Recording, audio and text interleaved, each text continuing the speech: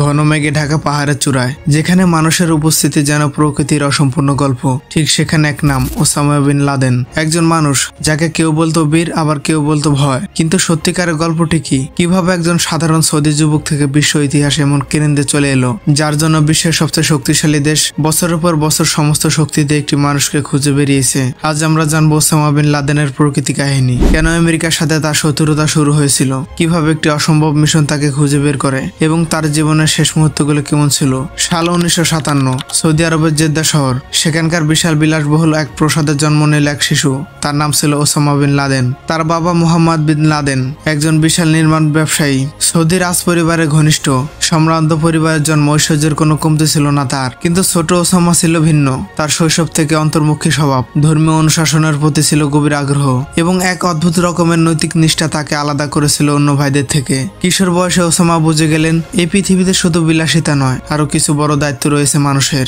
1979 সাল, Soviet union আফগানিস্তানে হামলা চালালো। বিশ্ববাসীর দৃষ্টি তখন উত্তাল ইউরোপ আর আমেরিকার রাজনীতিতে। কিন্তু একদল যুবক মনে করলো তাদের ধর্ম তাদের অস্তিত্ব রক্ষার জন্য দাঁড়াতে হবে। ওসামা বিন লাদেন তখন মাত্র 22 বছরের তরুণ। তিনি বিলাসবহুল জীবন ছেড়ে আফগানিস্তানের গুহা আর মরুভূমির যুদ্ধক্ষেত্রে পাড়ি জমালেন। এখানে জন্ম নিল তার জীবনের নতুন এক অধ্যায়, জিহাদের ময়দানে এক যোদ্ধা।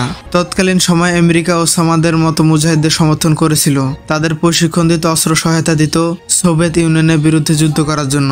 ওসামা হয়ে উঠলেন আল কায়দার ভিত্তিপ্রস্তর। তবে তখনও তার দৃষ্টি ছিল সোভিয়েতদের প্রতিরোধের দিকে। আমেরিকা তখনও তাদের বন্ধু। সোভিয়েত বাহিনী আফগানিস্তান ছেড়ে চলে গেল।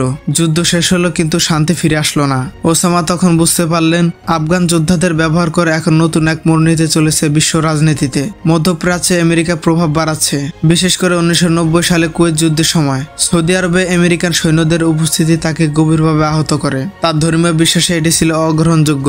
ইসলামিক ভূমিতে বিদেশি সেনাদের উপস্থিতি, এখান থেকে শুরু হয় এক সুপ্ত শত্রুতা। ওসামা তার নিজের ভাষায় বলেছিলেন, আমাদের ভূমিতে অবিশ্বাসীদের পদচারণা, আমাদের ধর্মের অবমাননা। এভাবে ধীরে ধীরে এক গভীর শত্রুতার বীজ রোপিত হয়, যা পরে ইতিহাসের ভয়ঙ্করতম অধ্যায়ের জন্ম দেয়। 2001 সালের 11 সেপ্টেম্বর ভোরের শান্ত নিউ ইয়র্ক হঠাৎ রূপ নেয় বিভীষিকায়। 4টি বিমান ছিনতাই করা হয়। 2টি বিমান আঘাত করে বিশ্ব বাণিজ্য কেন্দ্রের টাওয়ারে আর একটি পেন্টাগনে। 4র্থটি পেনসিলভেনিয়ার মাটিতে ভেঙে পড়ে। 3000-এরও বেশি নিরীহ মানুষ প্রাণ হারায়। তখন বিশ্ব একেবারে থমকে যায়। সব আঙ্গুল উঠল এক নামের দিকে, ওসামা বিন লাদেন। আল কায়দা এই হামলার দায় স্বীকার করে। এখান থেকে শুরু হয় ওয়ার অন টেরর। আমেরিকার ইতিহাসের সবচেয়ে বড় শত্রু হিসাবে চিহ্নিত করা হয় লাদেনকে। বহু বছর লাদেন ছিল এক ছায়ার মতো, ধরাছোঁয়ার বাইরে। সে কখনো পাকিস্তান, কখনো আফগানিস্তান পাহাড়ি গুহার ভিতর পালিয়ে বেড়াচ্ছিল। বিশ্বের সবচেয়ে উন্নত গোয়েন্দা সংস্থা সিআইইউ, সবচেয়ে উন্নত ড্রোন প্রযুক্তি, কোনো কিছুই তার নাগাল পাচ্ছিল না। অনেক ভুল খবর, অনেক ব্যর্থ অভিযান, কিন্তু ধৈর্য হারায়নি আমেরিকা। বছরের পর বছর ধরে একটি তথ্য জড়ো করেছিল তারা। 2010 সালের শেষের দিকে সিআইএ হাতে পেল এক সোনার হীরার মতো তথ্য। এক সন্দেহভাজন কুরিয়ারের ফোন কল ধরতে পেরেছিল তারা। এই লোকটি ছিল লাদেনের সবচেয়ে নির্ভরযোগ্য দূত। এই সূত্র ধরে তারা খুঁজে পেল পাকিস্তানের অ্যাবোটাবাদ শহরের অভ্যন্তরে একটি রহস্যময় বিশাল বাড়ি। না ফোন, না ইন্টারনেট, গোপনীয়তার চূড়ান্ত নমুনা। তাদের সন্দেহ হলো এখানে হয়তো লাদেন লুকিয়ে আছে, কিন্তু নিশ্চিত হতে আরো কয়েক মাস সময় লাগে। শেষ পর্যন্ত নিশ্চিত হবার পর পরিকল্পনা শুরু করে মিশন নেপচুন স্পিয়ার। 2011 সালের 1 মে রাত 2টি বিশেষ ব্ল্যাক হক হেলিকপ্টার অন্ধকার আকাশ ছিঁড়ে পাকিস্তানের সীমানা পেরিয়ে ঢুকে পড়ে অ্যাবোটাবাদে। একটি দল নেভি সিল টিম 6 প্রস্তুত, নিখুঁত প্রশিক্ষণ। তাদের একটাই মিশন, ওসামা বিন লাদেনকে জীবিত বা মৃত ধরে আনা। মাত্র 40 মিনিটের এক অপারেশনে তারা বাড়িতে প্রবেশ করে। নির্বিঘ্নে দ্রুততার সাথে তারা বাড়ির প্রতিটি তালা ক্লিয়ার করে। শেষ তালায় ছিল ওসামা বিন লাদেন। ওসামা তখন তার পরিবারের সাথেই ছিল।